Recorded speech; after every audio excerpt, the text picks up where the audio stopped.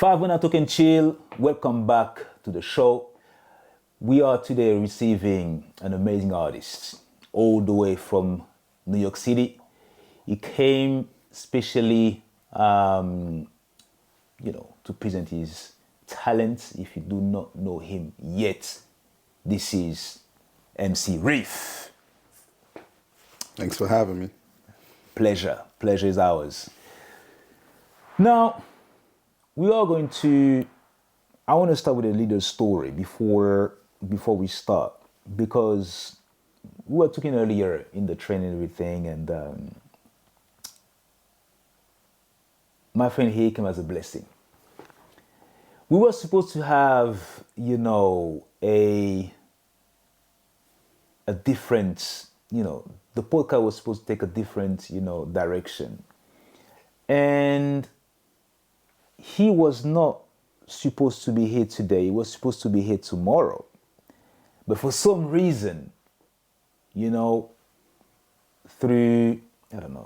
blessing of God's or spiritual connection, he made it today.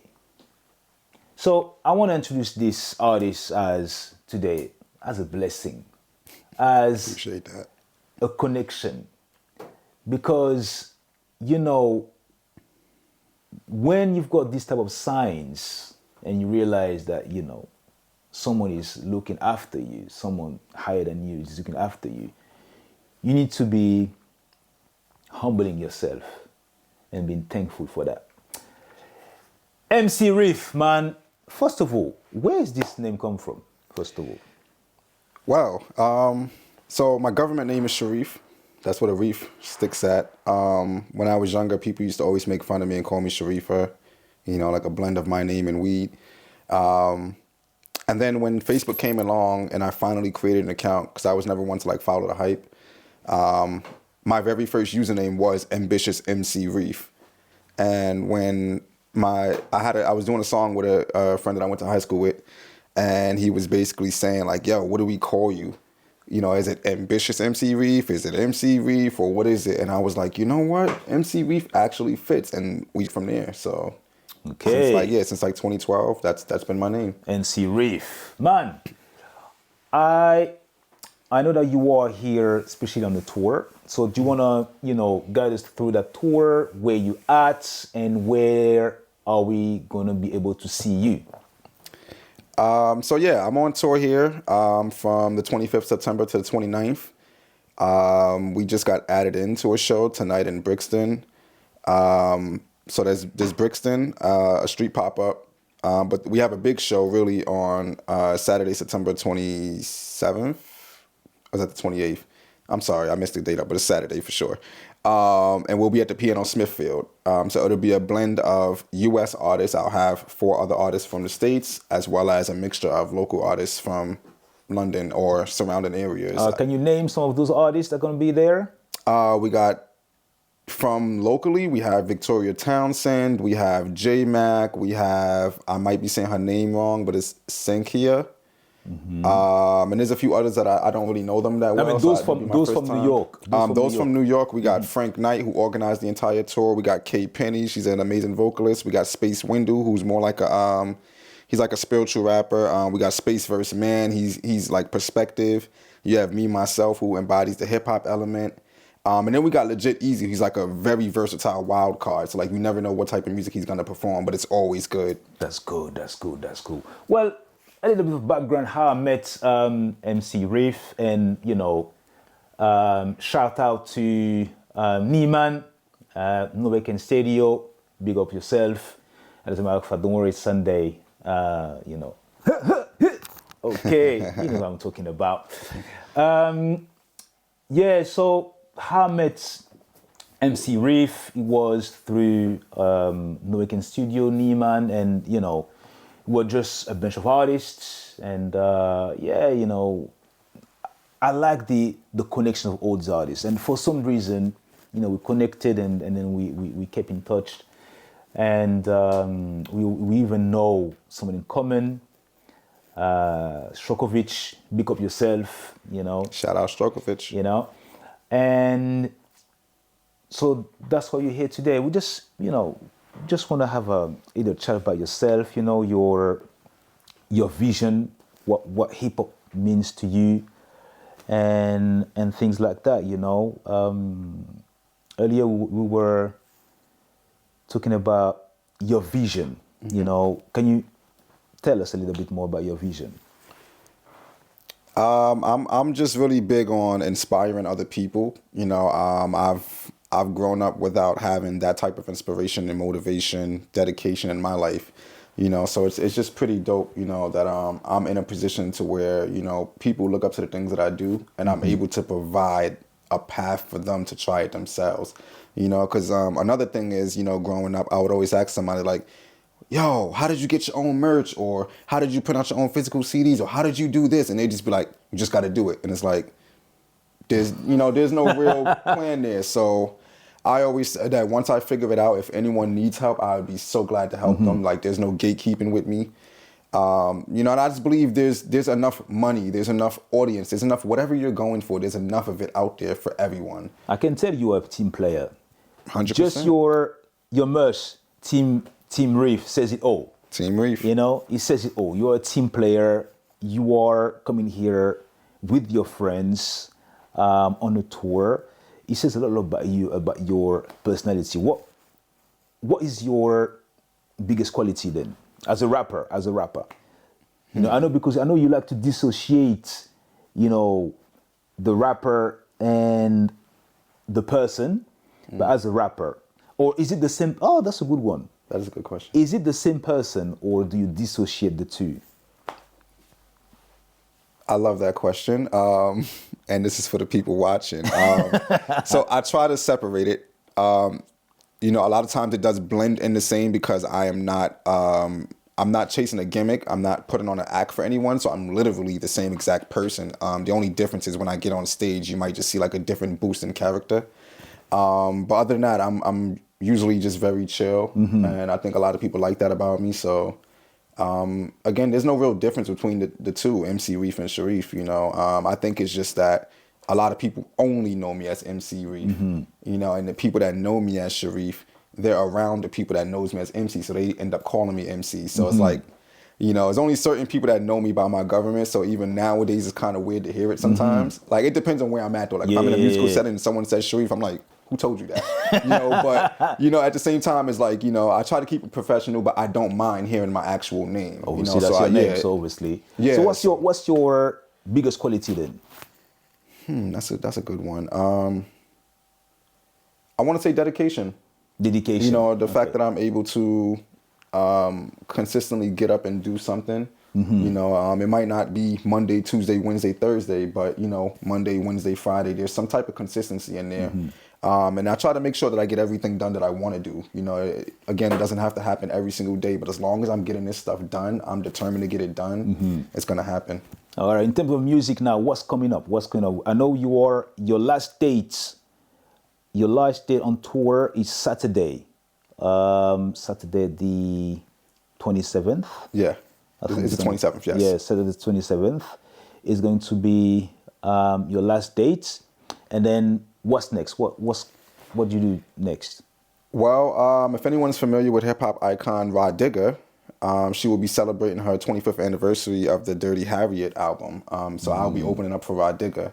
And that's nice. Yeah, I'll be the performer coming out right before she comes on stage. So it's going to be like a huge moment. That's good.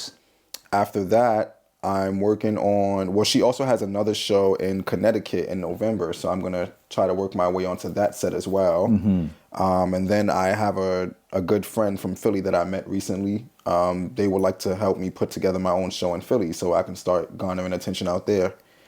And then, nothing concrete as far as music goes, but I have been working on some new stuff. One thing I could suggest would be my EP, Bars Over Everything 4.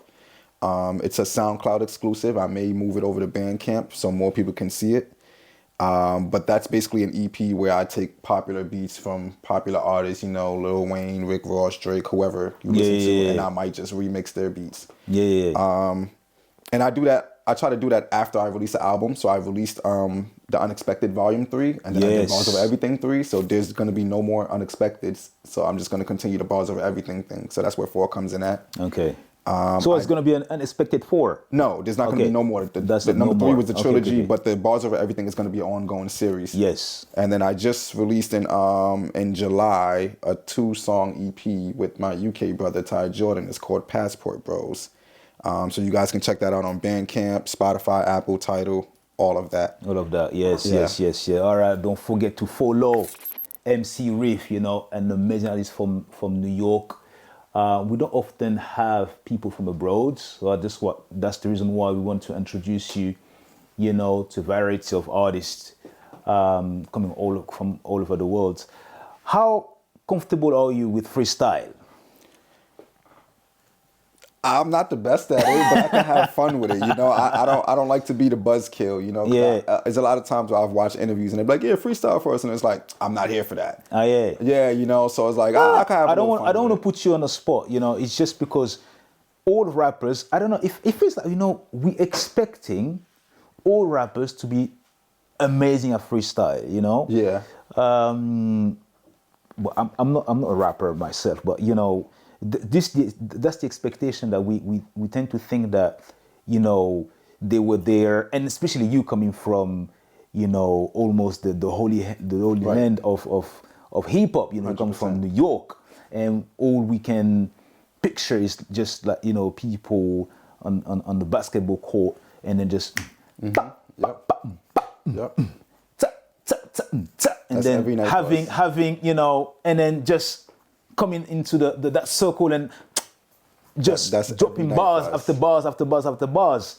So that's why I asked the question, how comfortable you feel with freestyle, because it feels like it's the foundation of hip hop. Yeah. It's the freestyle, and you being there, wanting to be part of the crew and Right. and say what you have to say on a beat, on a beatbox.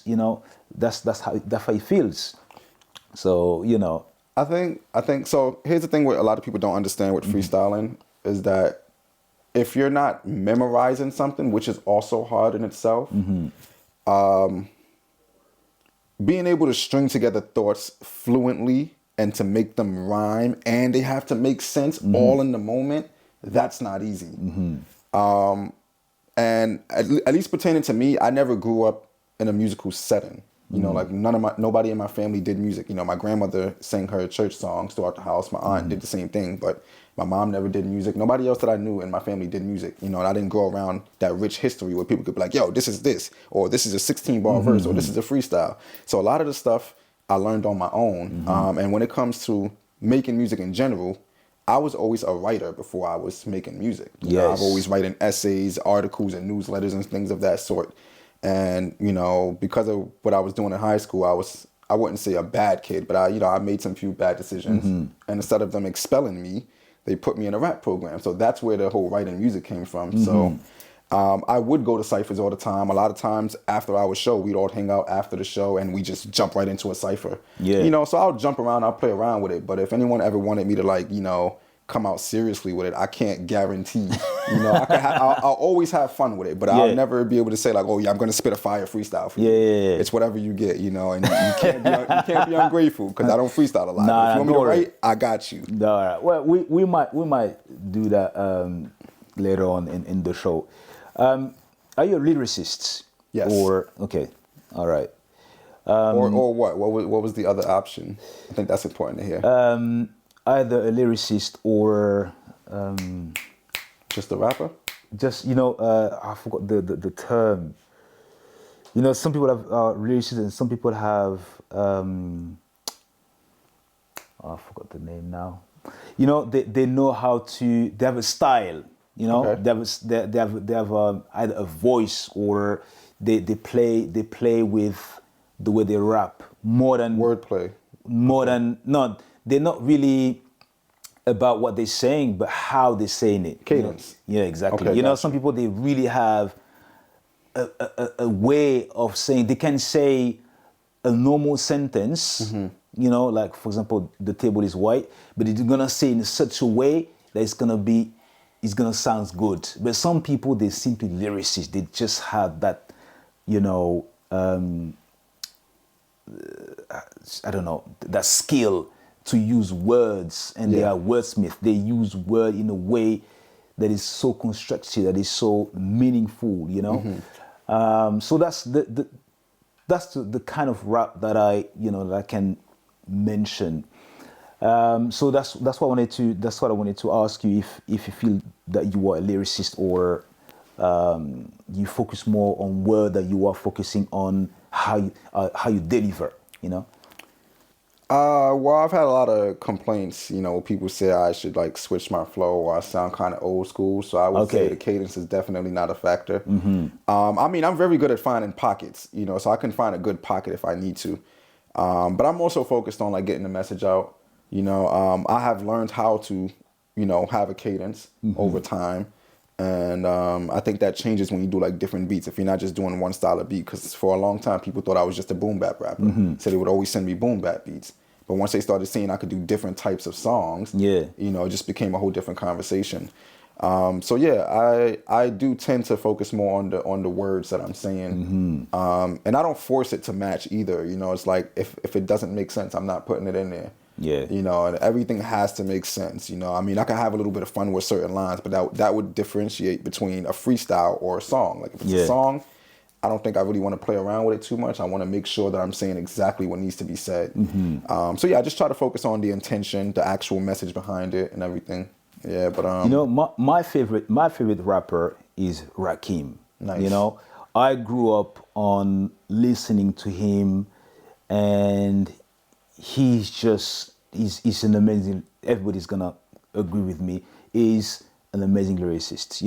The way he's playing with words. Yep. Is absolutely, he's writing. And when I talk to some people who are not really real connoisseur of the rap music, they don't see it as poetry. But when you listen to how he rhymes and the richness of words, you are going to realize that this is actually poetry. The way you are using language to convey a message as well, you know what I'm saying? So, if you say that you dislike rap, fair enough, but you cannot say that it is not a form of art, Here's another hot take. I feel like if people don't understand hip hop, they don't read enough. And like when you listen to certain artists, you can tell they don't read. Their wordplay is very limited. I'm gonna ask you a difficult question. Who's your favorite artist?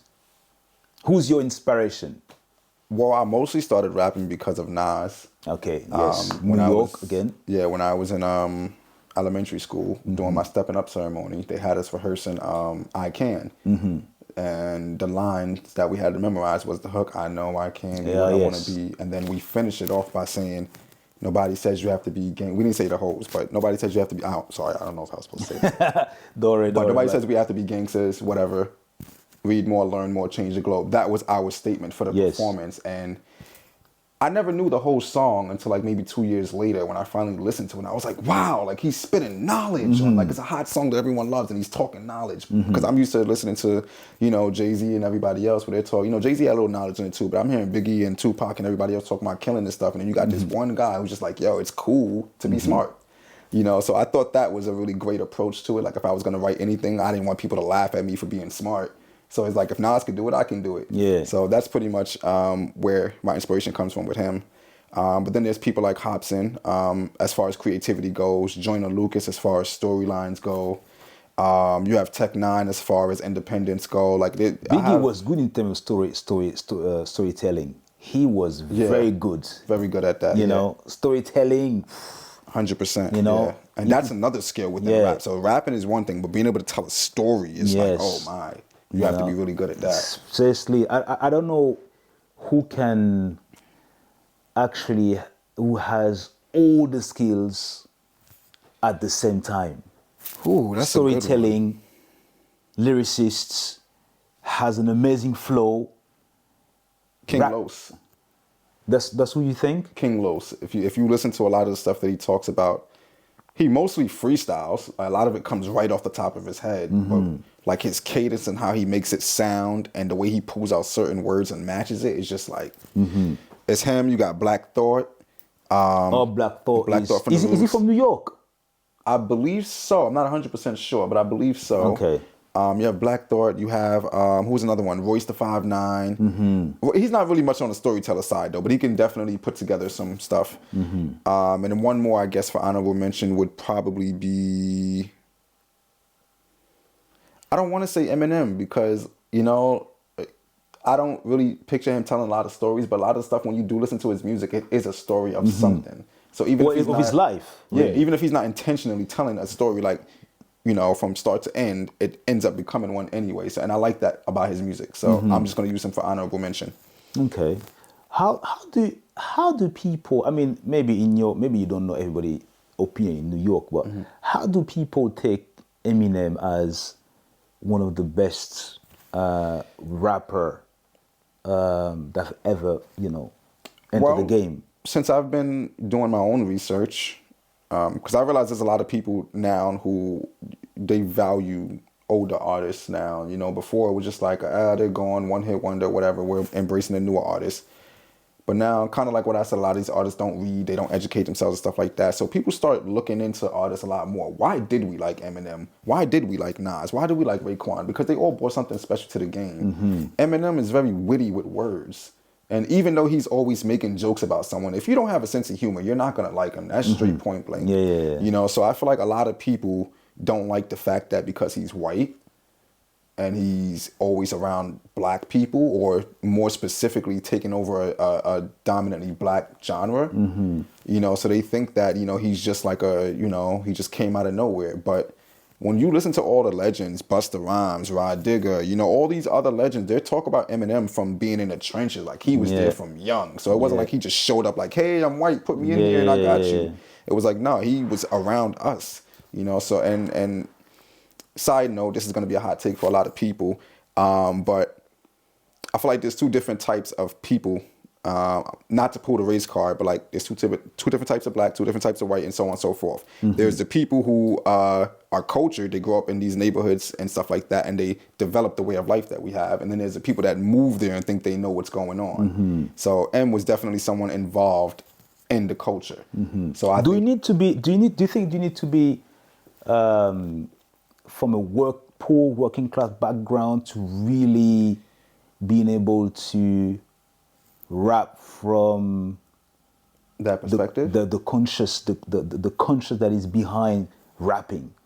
Because obviously, you know, rap come from the richness of you know, the lows. You know, exactly. You know, the richness that was shut down by perhaps, you know, the high class, even any form of music. I always came from, you know, when we talk about jazz, when we talk about blues, it didn't come from the suburb and you know, the nice area. No, it came from the hood. You know, the hood. You know, so do we need to have a certain kind of credibility? Do we need to come from the hood? It depends what you're talking about. Hood. I think if you're talking about street life, you should at least be from the street in some degree, even if you weren't fully involved. If you had family and you were able to take from their experiences. Yeah, but if you're good, even let's say it doesn't matter if you're good, because your card is going to get pulled eventually. You're going to come around, like, because people don't understand, when you make certain music, you attract that audience and people want to see that side of you for real. You know, so this is the reason why a lot of rappers are dying and stuff like that, because they're putting themselves in a lifestyle that they were never a part of. You know, so I think, yes, you do need some kind of credibility. You know, you do need to be able to stand on what you're talking about. You know, because when I look at Tupac, for example, he was quite well educated. You know, it's not as if he came from a background of Black Panthers. The Black Panthers were also a lot were educated, like Angela Davis, for example. She was, you know, she's now a professor in UCLA. So it's not as if, you know, they didn't have, you know, intelligentsia, they didn't have an intellectual background, you know, and your class should not determine how well spoken you are, Right. how creative you are. So that's why the aspect of credibility for me is important to look at in terms of rapper, because you have people who gonna rap, but they don't know nothing about the life. Real talk. And some people who do know about the life, but they just don't. They don't do it in a way that is that bring them. It has to be perspective. It can't be inclusive. Like I said, a lot of people put themselves in the shoot directly. Or I was the one on the corner. I was the one shooting. I was the one doing this. But no one says, "Oh, I saw this." No one was like, "Oh, I didn't want that life." Because that was me. I was that kid who was in the hood, and I tried certain things, but I realized quickly it wasn't for me. I'm not going to incriminate myself, but things that I was doing, I just really sat back and looked like, I don't need to do this stuff. I can talk about it now because I have the experience, but it's just not for me. And there's also that level of awareness. Like I said, people that grow up in the neighborhood, so they see these things, so they can, that counts as credibility to a degree. But again, there goes the perspective. How are you speaking about this? Did you see it, or were you a part of it? So I think that's all it is. It's just perspective, really. Yeah, and a good example of someone who used his background, and now I'm thinking about 50 Cent. He used his background. He's been in the hood. Now, he doesn't.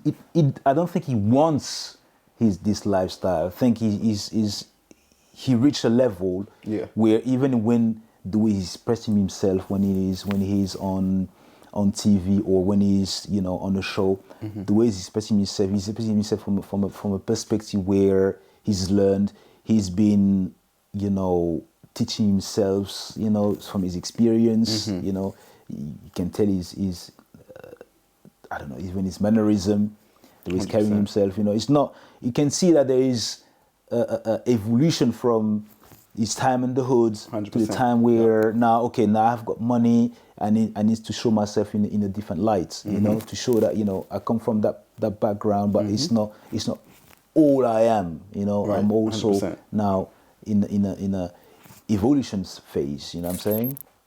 What's crazy? A better example of that would be Young Jeezy. Yes. So a lot of people are, he's catching a lot of backlash because he gave up his life. Yeah. He no longer, he don't even perform his street music anymore. He's everything that he does is like motivational and business minded and stuff like that. That's the music he promotes. Yes. He doesn't perform in street clothes anymore. He comes out in a suit now. And so a lot of people were saying that he changed. He went corporate. But why are artists not allowed to evolve? Yeah. And I think that's what made us love artists over time, is being able to see them grow and evolve. Exactly. So I think we should normalize that. We should stick to having artists go. Because again, you can't always be on this one level rapping at a low point.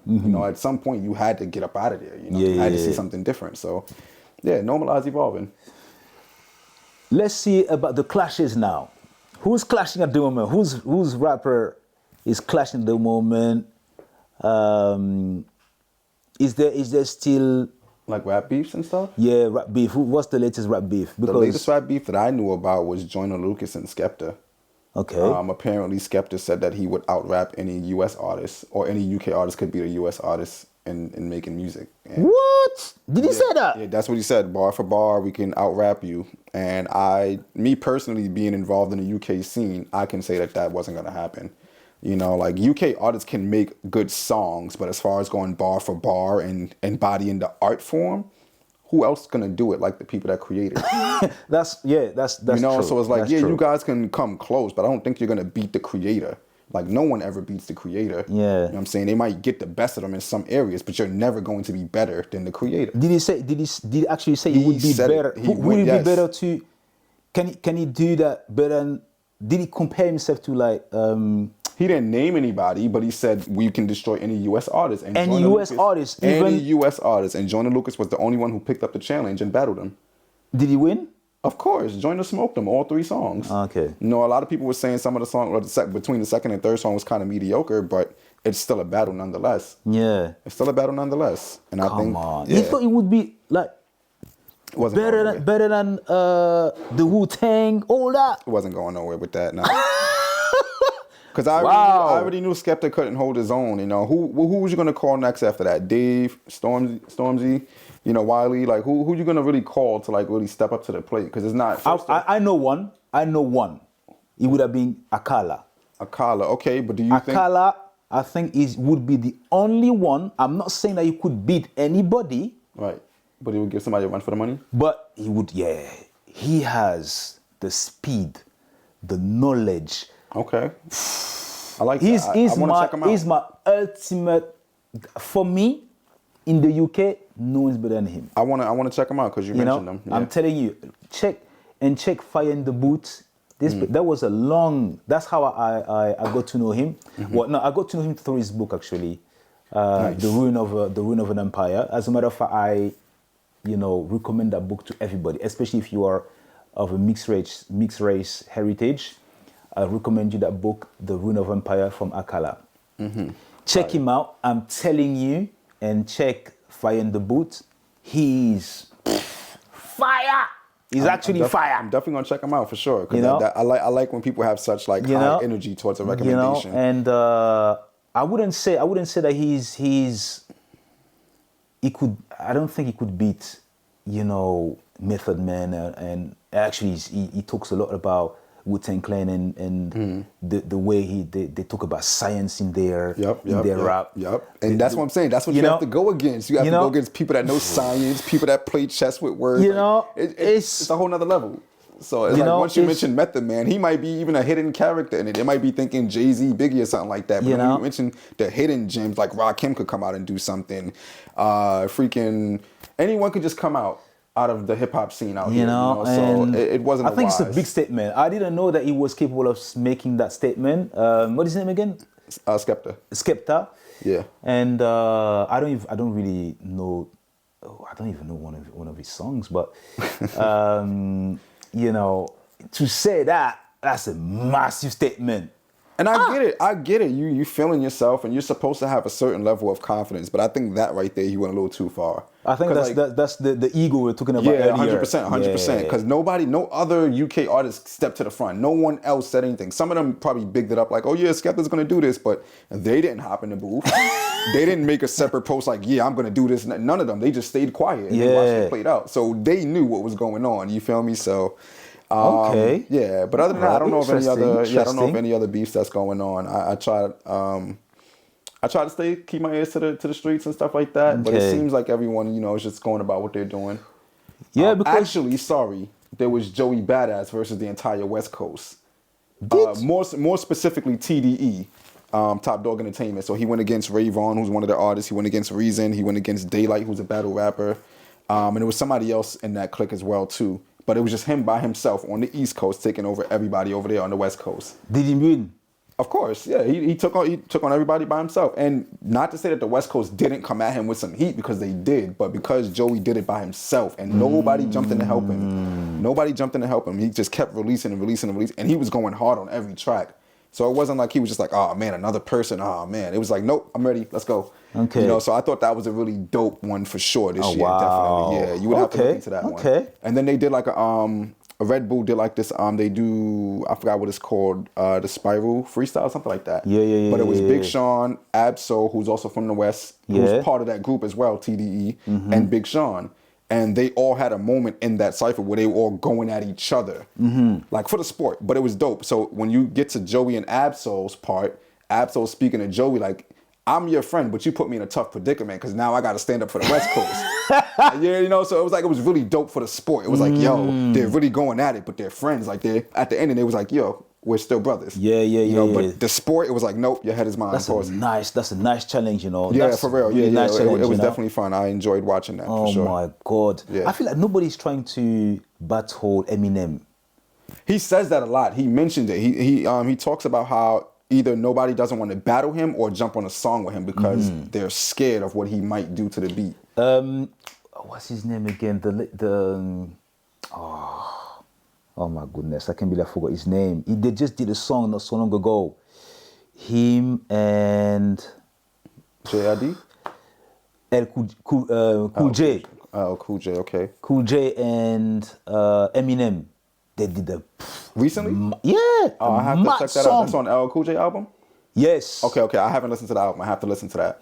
They did a mad song, and I think Cool J held his own on that track. Yeah. That's dope. I don't know who could. I heard Maze also. I mean, someone did like some sort of like an edit between Maze and Cameron? and Eminem. Okay. And Interesting. the way Maze was spitting on that, it was, even me, I didn't even know you could do that. Interesting. Sure, it wasn't everybody's waiting between Busta Rhymes and Eminem, who's the fastest. They actually got some songs together. One of my favorite songs with Busta Rhymes and Eminem is "Calm Down," and they have a backstory where they were talking about the song almost would have been like 9 minutes because neither one of them wanted to stop rapping. Oh yes. And I thought that was like really dope. It's like he sends it back. It's like 36 bars. All right, I'm gonna do 36 bars. It's like so. It's like So I thought that was actually pretty dope for sure. Yes. It's true. Stuff like that needs to happen. You got to sometimes challenge the best, and not so much as in a competitive way. Like I'm trying to beat you. It's just I'm trying to show I can hold up with you. Yes. And that's all that I'm inspired by you. So now I want to see what I can do. Exactly. Because I think if they, I understand the battle. It's always been the case, in rap. They've always been battling and showing themselves and the crowd. Yeah, the crowd. You have the love from the crowd and everything. But it shouldn't be below the belt. I think it should be in a way where it allows competition. It allows people to enjoy rapping, because sometimes those clashes, they were to a point where gun can be pointed at you, and you can be shot by that, and I don't know. I like battles. I think it's interesting. I think it's Do you watch battle rap? I do watch battle rap sometimes. Battle rap is pretty dope. And because you're put under the pressure, and that's how you see how skilled you are, because you're put under the pressure. Yep. And sometimes you are, touching to your ego, because they go to places where even the rapper was not even expecting that. How do you know that from me? Exactly. You do your research. You know what I'm saying? And then it can go left or right. And then you have to come back. On top of that, that's what I appreciate with battle rappers, because they know how to hold their own under pressure, and there's people around. It's not like one-on-one. Yep. So I was just wondering what clash is happening at the moment, because I know that if it's not Jay-Z, I feel like nobody consider Jay-Z as a great rapper anymore. I'm glad you said that. I realize a lot of people stick to mainstream. If you tell them, of a mainstream artist, they're not really worried about anybody else. So if you mention Jay-Z and Nas, Busta, anybody that's still rapping at a high level now, and if you mention them, everyone's like, "Oh yeah, cool." But like if you mention somebody like, say, Mick Jenkins, if you mention somebody like, let's just say, who's a female, Beans, these are just artists that nobody typically would listen to. Like if we would have mentioned them, like us, we can go into a whole conversation about it, and people would be like, "Oh, well, who's Beans? Does she have a Grammy? Does she have 1 million views on the video?" And it's like, no, but she's dope. Rhapsody, like a lot of people sleep on Rhapsody, and she's sick. But they're like, oh, she doesn't have a Grammy. Oh, she doesn't have a feature with this artist. And it's like, so she can out-rap them. Exactly. So I feel like a lot of people need to listen to music with an open mind and stop focusing on mainstream, because mainstream is only going to pump out what they want us to hear. That's how we find our introspective artists, who the people that we really look up to, is because we start diving off the market. Yes. And now, thankfully, to social media and the algorithm, there's no longer a label being able to tell us. Because like right now, Jay-Z's supposed to be pushing a new album, but there's no talks about it because nobody cares. Like they have so many other artists to look at now. So it's like, Jay-Z's dope. I'll listen to it when I get around to it. But did you hear this guy? Did you hear this chick? Yeah. So it's like, I like that so much, you know, whereas like now it's a more open room for like Does he have still the respect in New York? You feel like, or Jay-Z? yeah, or he has been, you know, He has a cult following, you know, Yeah. and every single day I see somebody online talking about how good Jay-Z is. There's this podcast, I don't know why they keep popping up on my feed, but they always quote Jay-Z lyrics whenever they're trying to make a point. And I'm like, what is the hype? You know, like I get it, Jay's a dope artist, and I don't want to sound like I'm hating him or whatever the case is, but he has a very I'm gonna cult-like say following. straight. I'm not a big fan of Jay-Z. That's fine. Not at all. I'm gonna be I'm straight. with you on that. And, you know, and I don't take offense to that. And I'm but not a anybody else in New York would be like, oh my God, like they'll, you know, throw a tantrum. yeah, But sorry guys of New York, but nah, sorry. no, you're sorry. allowed to like who you like. You get what I'm saying? And that's what I want people to understand about music. Just listen with an open mind. Like Jay-Z has great messages in his music. There's some great songs that I love of his, but I'm not dedicated. I'm not waking up every day like Hov is the best. Like Yeah, nah, I don't even say that about Nas. no. And he's my favorite rapper, you know. But it's just there are people better than Nas, but you're not gonna hear me say that. I'm just gonna listen to them. Yeah. You know. So there's no competition in my eyes. Everybody's dope in their own right. Yeah, fair enough. Now, obviously, you're from the US, therefore you're not here to represent politics, but we wanted to touch a little bit on politics and you know what's going on in the US. The US is hot at the moment. Trump is hot. You know, he's making himself talked about in the UN. He's been talking about his frustration. You know, he promised that he would not. He would end all wars in a month or in 3 months, and I guess he took more than he could chew. Why is there such a divide in the US? Because the divide comes from everything that people aren't willing to be open about.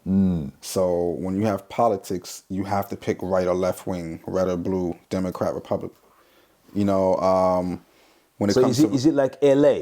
Creep? Yeah, literally. When you choose religion, you have to be Christian. You know, you can't be atheist. You can't be spiritual. You can't be, you can't be nothing else. You have to pick a side that everyone else represents. Is it cultural? Is that the culture? That's not the culture. That's I don't know the American name. culture. I guess you can say that. Yeah. I guess you can say American culture per se, Yeah. but like societal culture, no. Okay. I think just in America they push a divide so much, and then you guys watch the news a lot, and you see U.S. all the time on the news.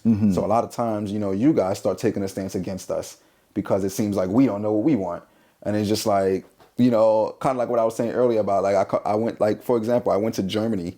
And this was when Trump was in office for the first time. So a lot of people that I was speaking to in Germany, they were like, "Oh, Trump's in office. They used to call me a left wing out there. They were like, "Oh, you're on the left."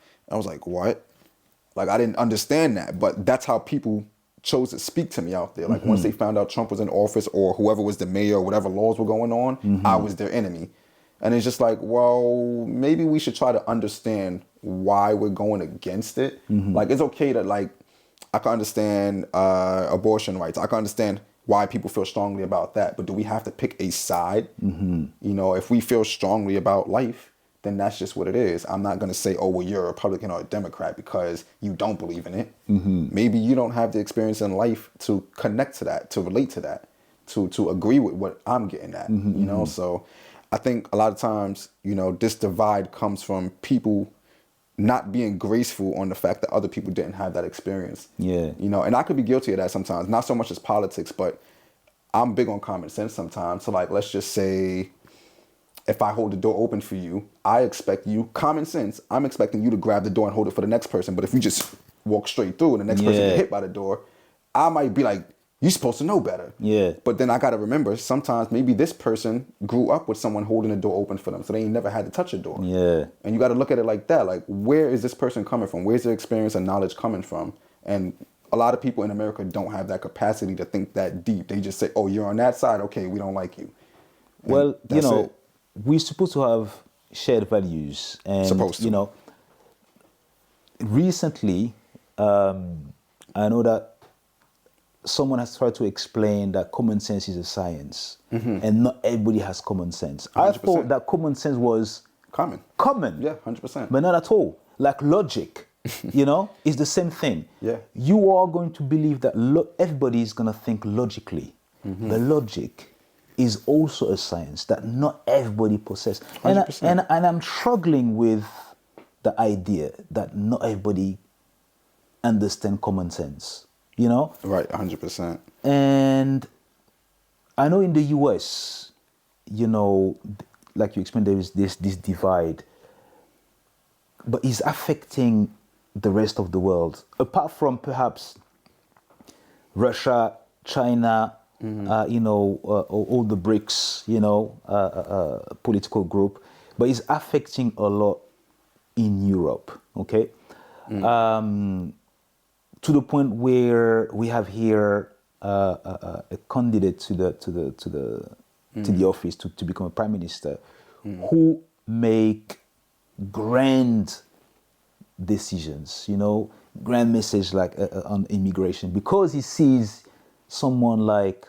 Trump having such an impact on immigration. So he is also feel compelled to make this type of decision and warnings, and it create an unease, because if he becomes the next prime minister,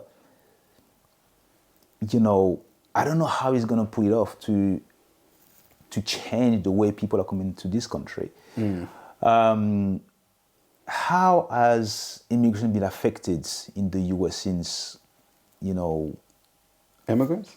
how the immigration has been affected in the US since Trump became president? With this introduction to ICE, more people are like fearful. So like there's certain areas in New York, as you've been there around, like say Flatbush got a lot of Caribbeans, certain parts of Queens have a lot of Mexicans and stuff like that. They're no longer outside as much as they used to. A lot of like now they're actually scared for their freedom. They're scared that if they hop on the train, because a lot of us don't really pay the fare on the train, so at any given chance we can be arrested. So some of them people, they just living their life regularly, just trying to get to where they got to go. But because they might get caught hopping the turnstile, that might be the end of their, their deportation. They might get sent back, or they might get sent to a camp, So it's like they really trying to avoid that. So a lot, like you barely see them out now. Or like if they are outside, you'll see the ones that are certified, the ones that have their paperwork and stuff like that. They're allowed to work and all that, but you don't see nobody else out. Like everyone is kind of like just, like once the sun comes up, they go out, handle whatever they need to do, and then they go right back in, and they try not to cause too much drama towards themselves, and I respect it.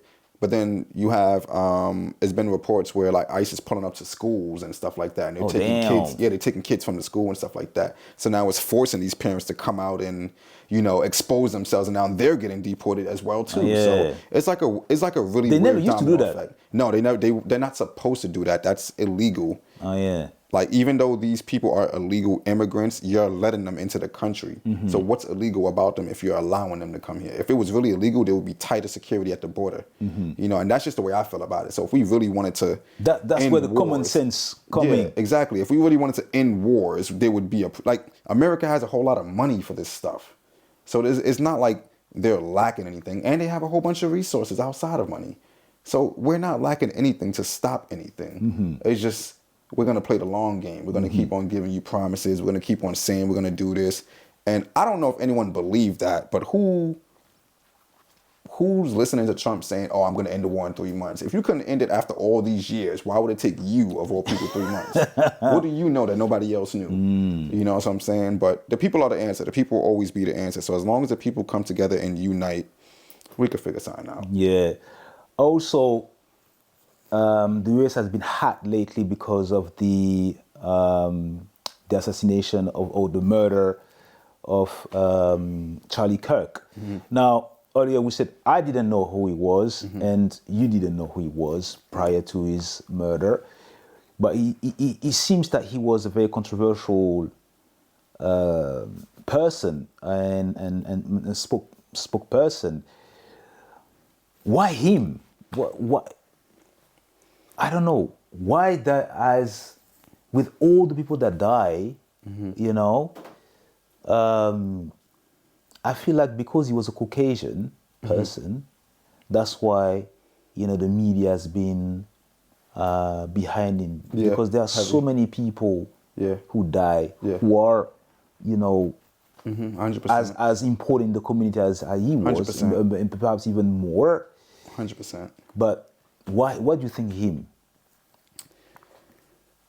That's a tough one. So I didn't really learn about him until the execution. From what I know per se, he's really just a social media presence. Like he may be like some sort of a figure in politics, Yeah, but he's mostly known on social media. A Yeah, lot of people see him on he's social an media. influencer, I don't know why an influencer can have Exactly, that's a great point. such an impact. A politician, He's not, a business person. not at How all. can But it's the because social media has such a political impact? going back to the algorithm. So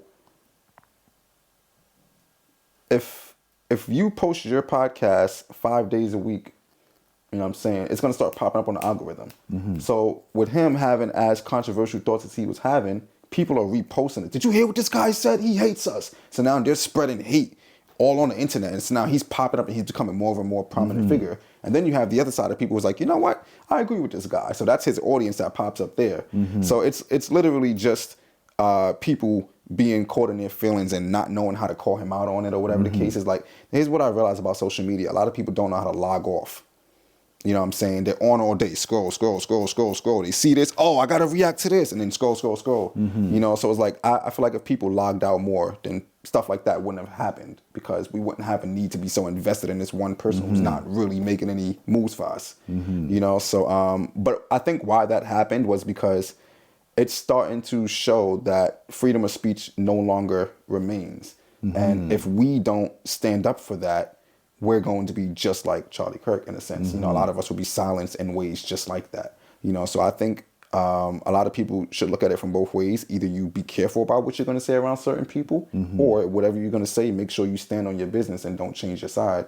So I think that's what it is. He was very controversial. He didn't back down from anybody. Yeah. And a lot of the stuff that he was saying, I guess I could agree a little bit on, but I'm not going to jump out the window and say I was for him, So, it's just having an open mind and understanding what he had to say. And I just think that there was a lot of sensitive people who couldn't do it. But if I'm being real with you, I think that was a government hit. So I don't think that had anything to do with people hating or whatever. I think that was something set up just to show us that the government or whoever's running the world still runs the world. Fair enough. Yeah. It was. I saw that the opinion was so polarized on whether he was racist, whether he was, against LGBTQ, etc., etc. Now, I appreciated the fact that you have mentioned, freedom of speech. Now, how can they, or have they tried to silence rappers in the way, besides obviously the obvious DMX, Biggie, Tupac, but they have. are they still continuing to silence rappers? But I'm thinking about rappers who talk about real issues, not those who, continue to engage in the degradation of black people and women, but those who actually try their best to raise consciousness and things like that. Yeah, they do. So you have Mac Miller. I don't know exactly what Mac Miller was trying to promote back then, but I think he was more so promoting independence, like fighting your way off your label. And as far as the business and corporations go, us artists are not supposed to know that. So he's off the table. Nipsey Hussle started teaching us about investing, getting real estate and stuff like that. Yeah. They took him out. P&B Rock, he started to change his career around. He started to make more positive music. They took him out. So it's like there are a lot of artists that are like changing their ways and they're realizing that the messages that they were being paid to present, they don't want to do that no more. So they're starting to turn a leaf and either they're being shelved and put away somewhere like off the internet, like you can't even find them no more, or they're just being killed completely. So they're silencing you either way. They're going to find a way to make sure you don't have a voice. And I think that's such a weird thing right now. Oh my God. Yeah. It's becoming really, really, really, really. We need the people to come together more. The same way y'all can come together and be like, yo, did you see what this guy said? And be like, yo, look what this guy's preaching. Real talk. You know? Same way. All right. Very interesting, very interesting. Unfortunately, we have to conclude this amazing, amazing debate that we just had. Yeah, that was 509 Talk, and we were here with MC Reef, Pleasure. Thank you for having me. the master of his craft. Yes, peace, love, unity, and I'll see you the next episode.